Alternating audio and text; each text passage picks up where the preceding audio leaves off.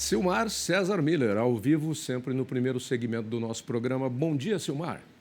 Muito bom dia, Otávio. Bom dia a todos os nossos amigos do Terra Viva. Pois é, agora estão brigando lá a Sabesp, governo do estado e a empreiteira para saber de quem que é a culpa pela sujeira que inundou o túnel, né? E quem é o responsável pelo Tatuzão. Que estão dizendo aí que o Tatuzão estava a 20 metros de distância de onde tinha que estar. Será possível? A gente tem aí no agronegócio as colheitadeiras de cana, de soja, por exemplo, que trabalhando via GPS, elas têm uma margem de erro de 2 centímetros, às vezes, por hectare. Não dava para controlar o Tatuzão, não? O Tatuzão, ele andava assim, para cá e para lá? Depende do operador, né? Tudo depende de quem opera também, né? É, O satélite não ajuda. a gente já teve até um caso recente aqui de um que entalou um navio lá no canal de Suez, né? Então, depende do piloto. Como é que, como é que andam as cotações hoje, Silmar, quinta-feira? Davi, ontem tivemos novas altas no encerramento dos negócios do dia. Hoje é um dia de folga aqui, o pessoal resolveu vender um pouquinho. Então, a maioria das commodities está caindo nesta quinta-feira. Soja perdendo agora 0,8% na Bolsa de Chicago, mas é bom lembrar que subiu 7 dias seguidos, né? Ontem teve outra alta bastante expressiva, os preços ultrapassaram a casa dos $15 por bushel, um preço muito elevado, fazia muito tempo que não acontecia.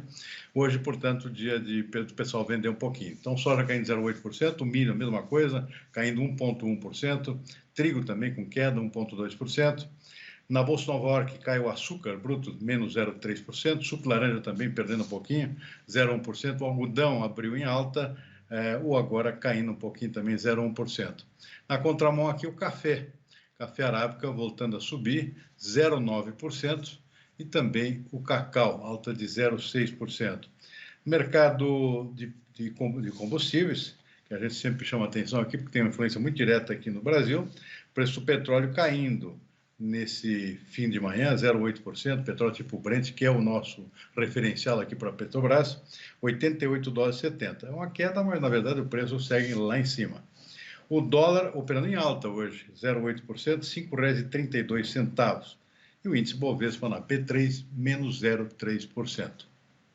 E a carne bovina, como anda a arroba do boi? Eu te pergunto porque tem relação direta com a próxima pergunta que eu vou te fazer, que é essa alta expressiva da soja aí passando de R$200. Você deu o preço do bushel lá na Bolsa de Chicago, mas por aqui ela passou de R$200. E aí a gente sabe fatalmente que isso vai incidir sobre preços de carnes de aves e também de suínos, cuja base da alimentação é soja e milho. E aí por isso que eu te perguntei da arroba do boi, porque essa já estava alta, né? Soja batendo os R$200, preços recordes, e o milho já faz algum tempo já superando os R$100, então é o coquetel perfeito para bagunçar aqui o custo da ração, né? E é claro, isso tem impacto direto, como você citou, nos preços, nos custos de produção de aves, suínos, leite, ovos, etc. O preço do boi acaba tendo que acompanhar esse comportamento das outras carnes, e especialmente acompanhar o movimento do mercado internacional. O preço do boi está voltando a reagir, tá vendo? No mercado físico. Temos altas aqui em Cuiabá, R$1 para 314, Uberaba também é uma reação forte, aqui dá cerca de 3%. Araçatuba, no Oeste Paulista, estável ainda, faz tempo que não se mexe, mas é um preço referencial importante, é uma estabilidade aqui, mas em níveis elevados, R$340 arroba. A exportação foi recorde em janeiro, Tavinho. Isso ajuda a puxar os preços do boi, apesar da mesmice aqui no mercado interno, onde o consumo não reage, o preço da carne bovina está muito caro, então aqui não dá para depender do mercado interno em termos de preço do boi. A China continua comprando bem, recomeçou suas compras de maneira bastante forte nesse início de ano, agora em janeiro, por isso mesmo a exportação de janeiro do Brasil foi recorde em termos de carne bovina, e a tendência é continuar assim, uma retomada das importações chinesas ao longo do ano, isso deve dar uma sustentação boa aos preços do boi. Portanto, aí o mercado reagindo aqui nos preços do mercado interno brasileiro.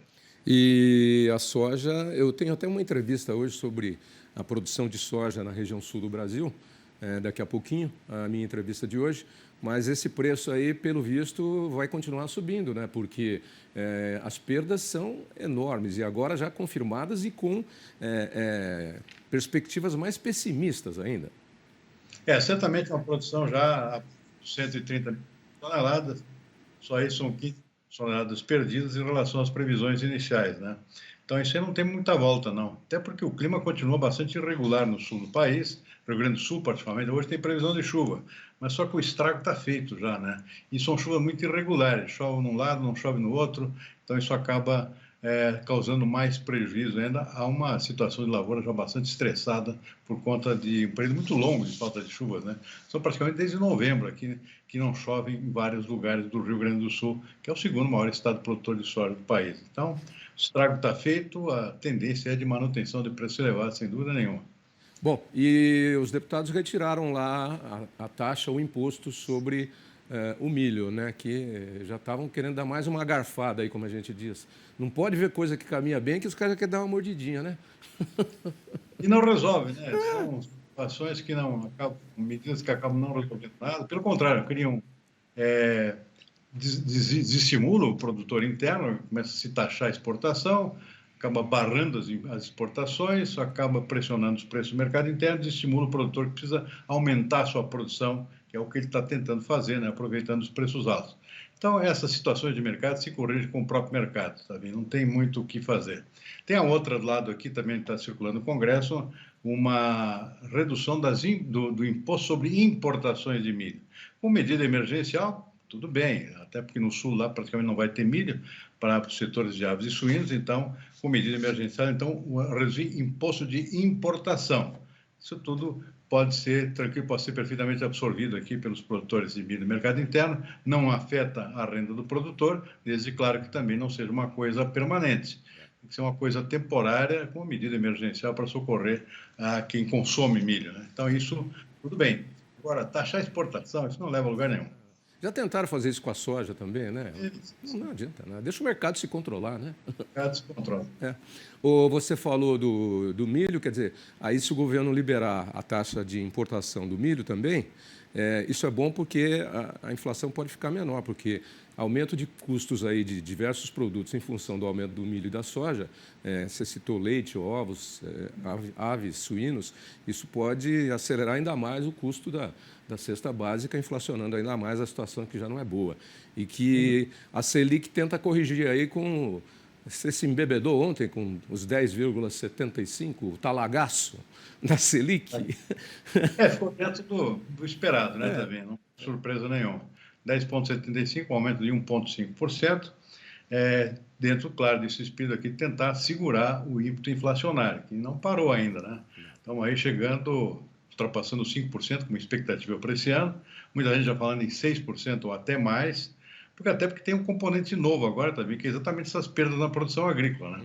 Então, esse é um fator inflacionário, os preços estão subindo, não devem cair no curto prazo, tanto dar uma acelerada aqui na tendência inflacionária, que até 2 meses atrás era mais ou menos previsível. Agora já a situação começa a mudar para pior.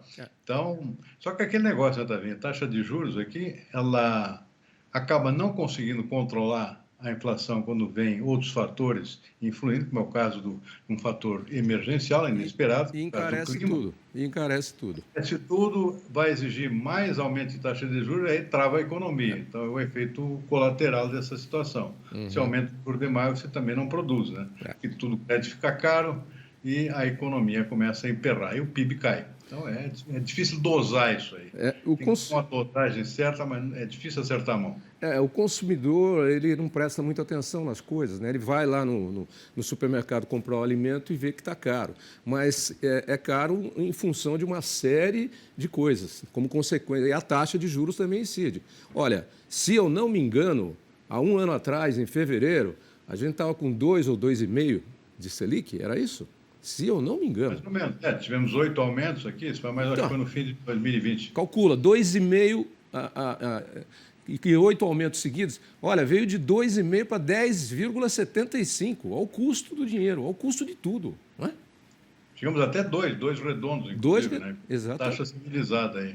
Agora também voltando para os 2 dígitos, batendo perto dos 11%, e não deve parar por aí, não. Não deve, não. Crédito mais caro, né, Tavinho? Claro, tem mudanças importantes aqui em termos de, por exemplo, entrada de dólar aqui no mercado interno, está uma recuada no câmbio. Isso ajuda um pouco no combate à inflação, porque a taxa de câmbio fica menor, permite importações mais baratas também de alguns tipos de produtos. Então, isso ajuda um pouquinho, mas foi feito, às vezes, de curto prazo. Curto prazo. Do lado do mercado financeiro, abre-se oportunidades aqui de o pessoal voltar a investir em renda fixa, né? É uma coisa que estava meio esquecida. Sim. Ninguém mais investia em títulos de renda fixa, com taxa de juros de 2%, não interessava para ninguém, para quem é investidor. Agora, com quase 12% na taxa básica, né? Imagina, começa a ser interessante novamente títulos de renda fixa para o investidor que quer segurança. Bom, você falou aí, só para a gente terminar, em Araçatuba como uma praça de referência para o preço da arroba do boi gordo. E isso é antigo já, né? E eu me lembro daquele famoso pecuarista que tinha o Tião Maia, né? Que você via as carretas dele, acho que foi o pecuarista mais famoso, porque as carretas dele percorriam o Brasil com aquele T, Maia, né?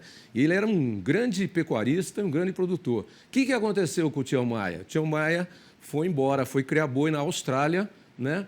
Porque desistiu. Ele falou que o Brasil não dava certo, com o negócio de taxa de juro, imposto, etc. e tal, roubalheira. Ele falou, eu desisto do Brasil. E foi ser um grande pecuarista lá na Austrália, para os lados de lá. Né?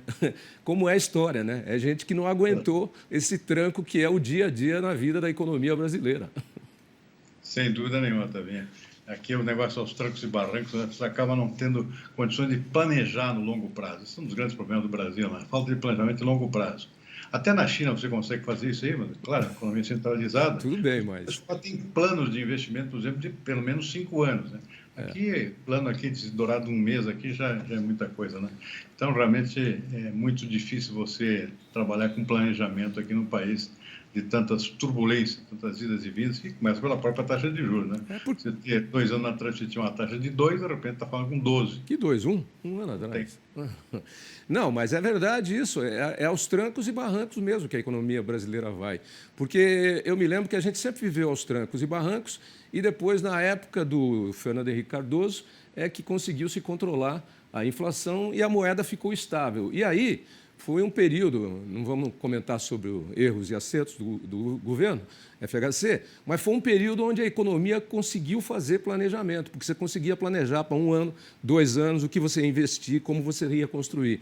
Então, quando você tem oscilações tão grandes em taxas de juros e no dinheiro, você não consegue fazer, você vive aos trancos e barrancos também, que nem a economia, não é? Exatamente. Esse é o grande drama do Brasil, né? E por isso que a economia acaba nessa gangorra aqui, né? Cai 1%, sobe 2%, ou seja, na verdade, é uma estagnação praticamente perfeita, né? Porque ganha num ano, perde no outro. Basta ver o PIB do ano passado, né?